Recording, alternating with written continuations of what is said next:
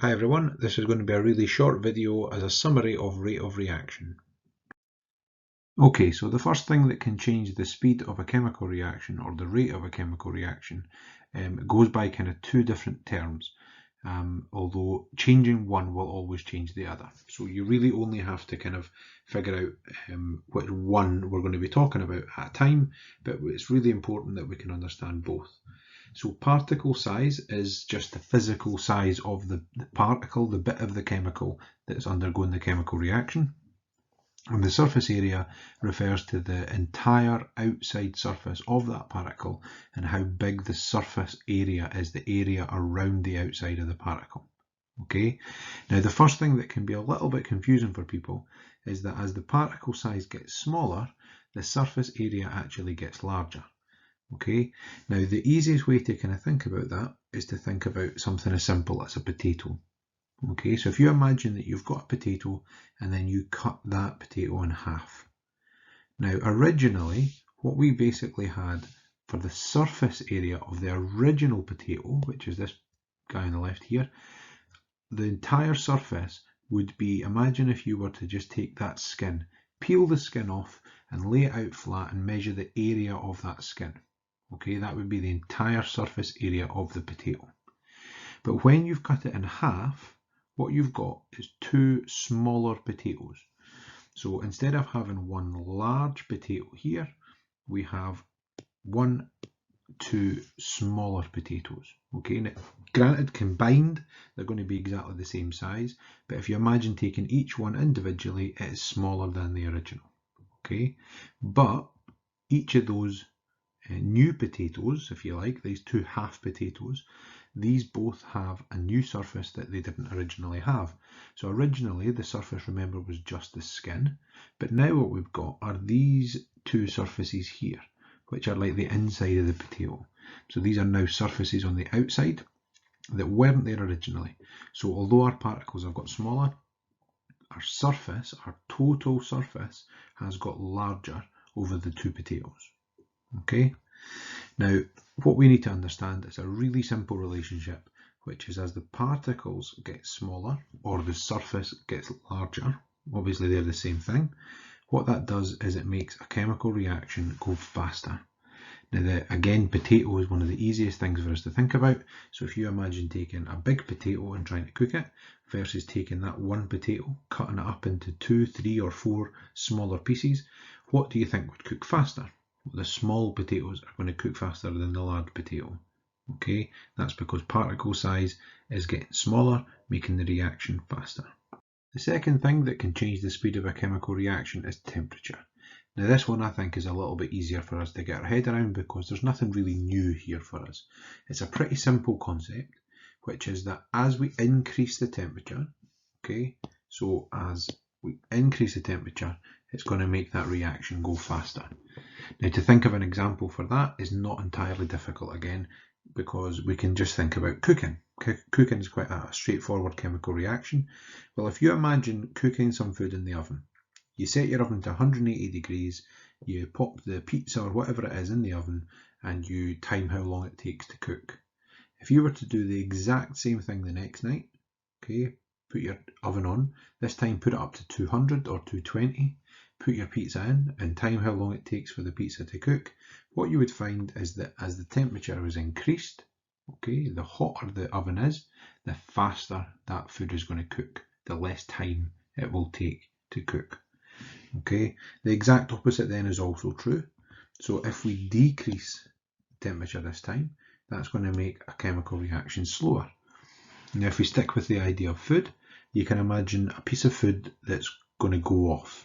If you leave it sitting out on the worktop in the kitchen, that piece of food might go off within 3 or 4 hours. Okay, but if you were to put that piece of food into the fridge, which is obviously going to have a much lower temperature, that food might last 4, 5 or 6 days. Okay, so you might be changing from hours to days just by changing the temperature and making it colder. Okay, so the lower the temperature, the slower the reaction. Now, the next thing that can change the speed of a chemical reaction is one that I think people find more complicated than it actually is. It's a really simple idea and it's something that you're really familiar with already. But what you'll probably find just now is that you're using the wrong language.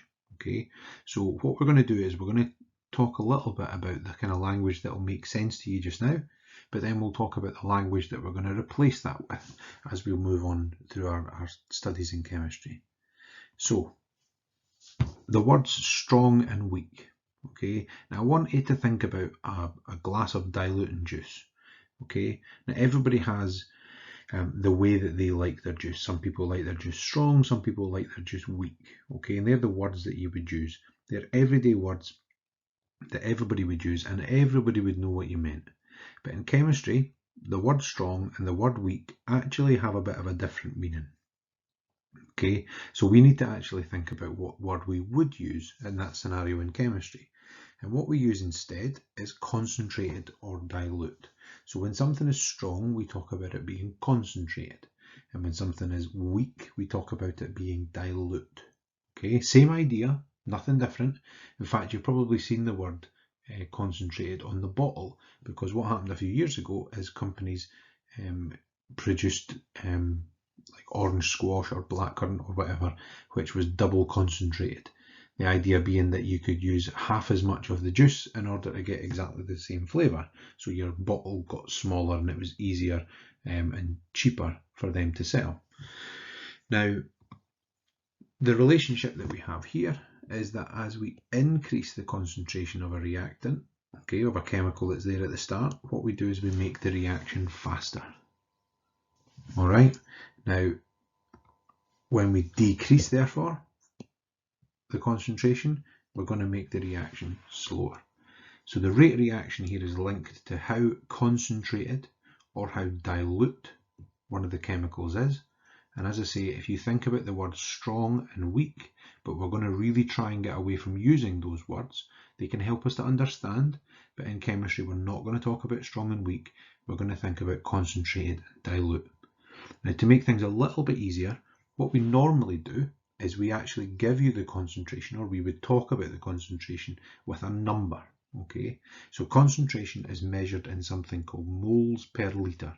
Moles is just a term that's used in chemistry to describe how much of a chemical we have. Okay, the quantity of a chemical is measured in this word moles. And how many moles there is in a litre of a liquid, okay, a litre of water, is measured at its concentration, how strong or weak it is, how concentrated or dilute it is.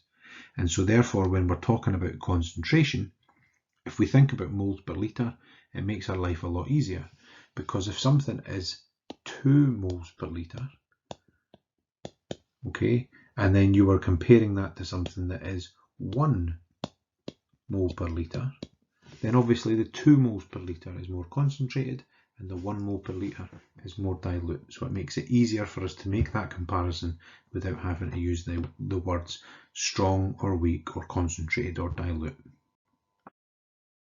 Okay, the last thing that can change the speed of a chemical reaction is a catalyst. And this one's a little bit unusual. Okay, it's a little bit different from the others.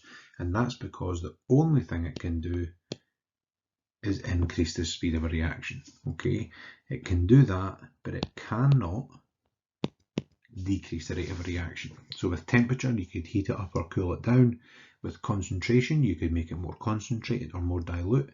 But with a catalyst, we only have one option. And that's because a catalyst is actually another chemical. Okay, so a catalyst is a chemical and it speeds up a chemical reaction.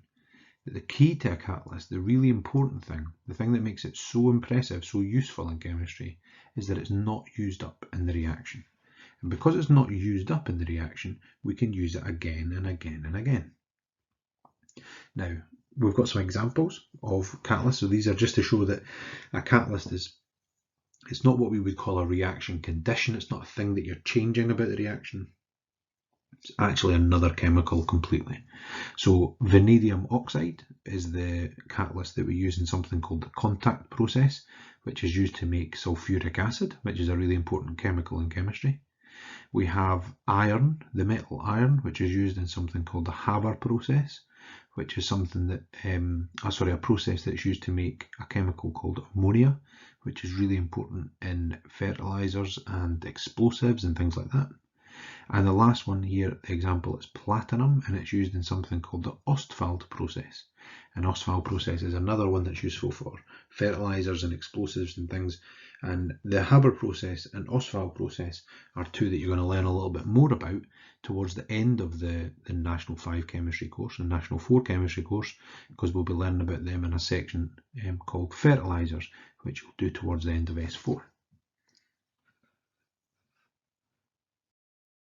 So catalysts have a really important role to play in a number of different chemical processes, as we've seen, but they also play a really important part in one that happens every day in your car or bus or lorry, okay, in the exhaust part of the car, which is where the gases produced by the engine as it's driving are passed through a catalyst in a section called the catalytic converter, which basically makes the gases that are being released into the environment less harmful than the ones that would be produced normally by the engine.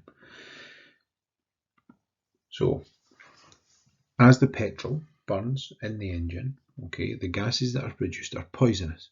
So what happens is they are passed over the catalytic converter into what's called a honeycomb structure, so lots of tiny little passages coated in a metal platinum, which we've met already.